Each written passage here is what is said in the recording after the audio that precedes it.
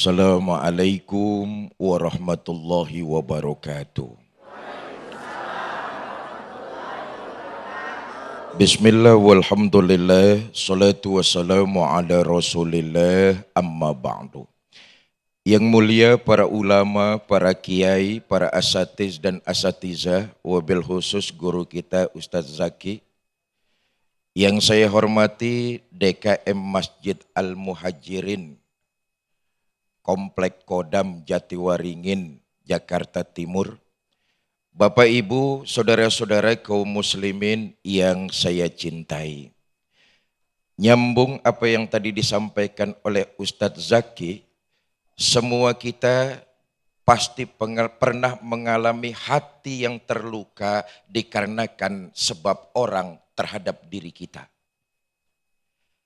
Entah itu lewat ucapan, apatah lagi perbuatan, melahirkan luka, kecewa, marah. Yang terparah kalau marah ini terpendam di dalam hati, tersembunyi di dalam dada, itu akan jadi dendam kusumat. Makanya Nabi pernah berpesan soal marah ini. Kita ini disuruh bersikap biasa-biasa saja. Agar apa? Satu saat kalau hati kita terluka, kita bisa menimbang-nimbang. Ya namanya manusia, boleh jadi dia enggak sengaja. Kata Nabi begini, Ahbib, habibaka haunan ma. Kalau lagi senang sama orang, senang aja dah sewajarnya. Kalau lagi seneng sama orang, seneng aja sewajarnya. Kenapa? Asa ayyakuna baghidaka yauman ma. Boleh jadi yang siang ini kita seneng ini, ntar sore berubah jadi orang yang paling kita benci. Karena perbuatannya, karena ucapannya, boleh jadi menyinggung perasaan kita. Marah kita, terluka kita, tersimpan rasa itu di dalam hati, jadi dendam kusumat. Ini bahaya. Kalau lagi seneng sama orang, sewajarnya aja. Jangan berlebihan. Sebab apa? Kalau ada perbuatannya yang dia nggak sengaja, kita baper. Nah, ngerti baper? Ngerti baper? Tapi sebaliknya, abghid baghidaka yauman ma. Bencilah orang sewajarnya. Kenapa? Satu saat boleh jadi yang siang ini tuh orang kita benci, entar malam berubah jadi orang yang kita cintai.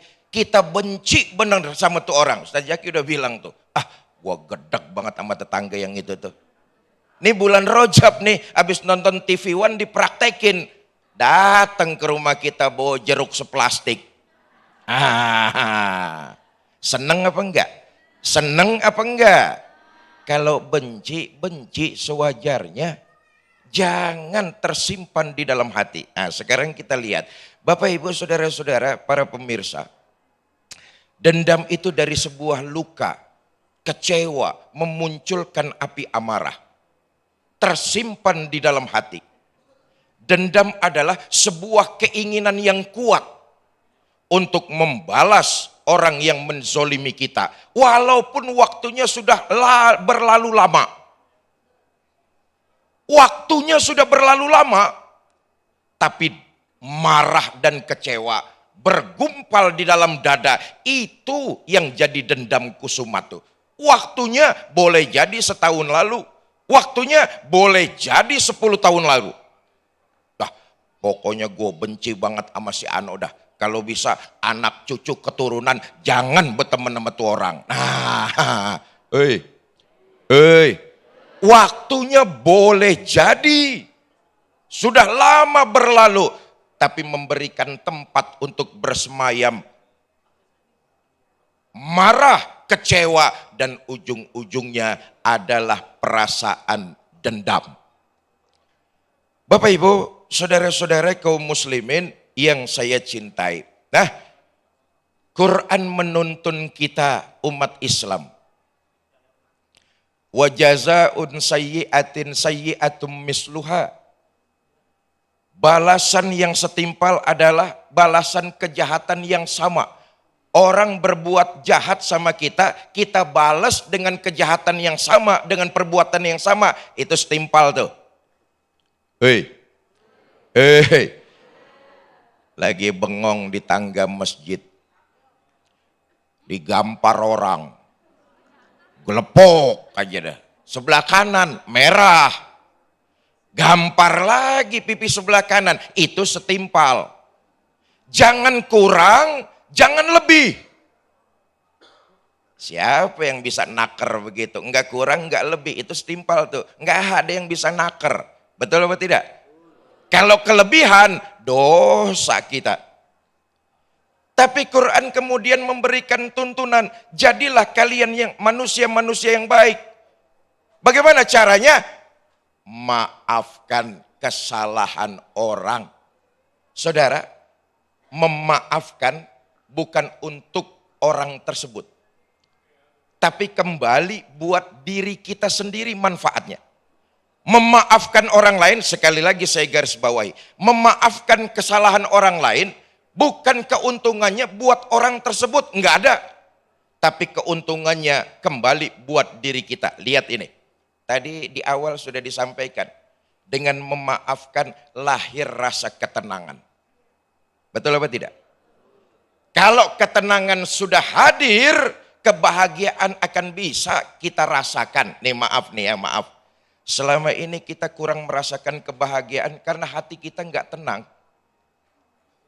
Boleh jadi salah satunya marah yang kita berikan tempat di hati kita untuk bersemayam.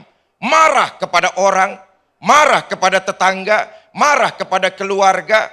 Itu yang membuat kita enggak tenang. Bagaimana mungkin kebahagiaan bisa kita rasa kalau marah kita kasih tempat di dalam hati kita. Sekali lagi, memaafkan manfaatnya buat diri kita. Ketenangan akan ada, kedamaian akan hadir, dan kebahagiaan akan berada pada diri kita. Saudara, ketahuilah, marah, kecewa melahirkan sifat dendam, kebencian yang selalu ada. Benci merupakan penahan langkah kaki kita untuk menuju kepada kebaikan. Saya mau tanya, yang hadir di Masjid Al-Muhajirin ini punya masalah apa enggak nih? Oh, kelihatan muka-muka masalah semua kok, ini kelihatan nih. Saudara, masalah kita udah banyak. Betul apa tidak? Beban kita sudah berat. Jangan tambah lagi dalam diri kita beban bertambah dengan menyimpan marah dan kebencian di dalam dada.